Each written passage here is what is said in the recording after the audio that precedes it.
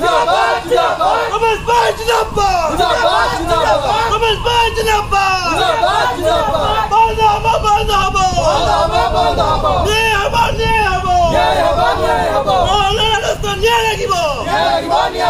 रमेश भाई जिंदाबाद रमेश भाई जिंदाबाद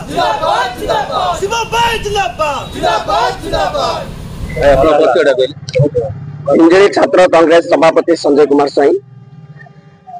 आज जो आमर रैली फतेहमोहन बालेश्वर कॉलेज रे जो घटना होइथिबा से घटना को नहीं सारा ओडिशा बंद रही आमर प्रदेश कांग्रेस तरफ शांतिपूर्ण भाव आंदोलन चल रही से झील को प्राय 6-7 मास न्याय दे पारे सरकार गोटे झील को नारी को न्याय दे पाऊनी सरकार चलेबे कौन से उपस्थित स्थानीय एमपी एमएलए एवं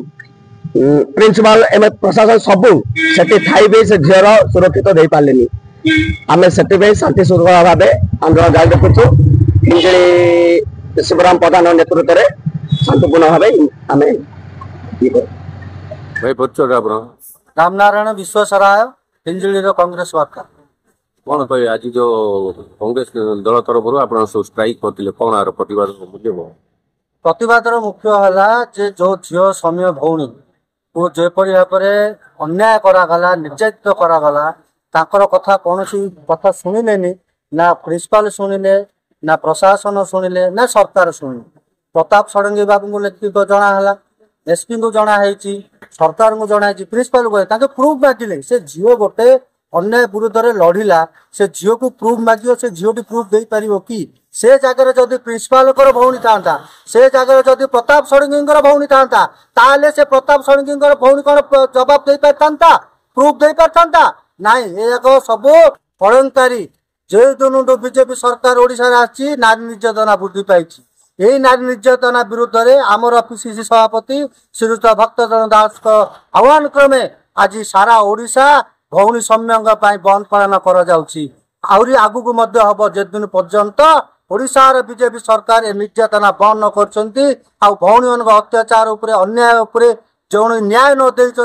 अन्याय कांग्रेस लड़ब आगु को लड़ भाई आप जगन्नाथ आज जो प्रतिवाद करते कौन प्रतिवाद पीसी सभापति नेतृत्व भक्तचरण दास नेतृत्व वो जो नारी निर्यातन वो जो झील जो समय झील जो कॉलेज जो असुविधा कले ये जो सरकार को लिखिदेले सरकार शुणिले एवं प्रशासन को जन प्रशासन शुणे से प्रिंसिपाल कहले शुणिले तार प्रतिवाद कांग्रेस हिंजली कांग्रेस आज ताती श्रीयुत भक्तचरण दास नेतृत्व में आज डाक दिखाई सब बंद के दूर सफल कर सफल तो समस्त तो सहयोग कर जो असुविधा जो सरकार सुरक्षा किसी दे पाने तार प्रतिवाद हिंजली कांग्रेस आज ताती पीसी सभापति नेतृत्व में कांग्रेस समस्त आज सब ओडिशा स्ट्राइक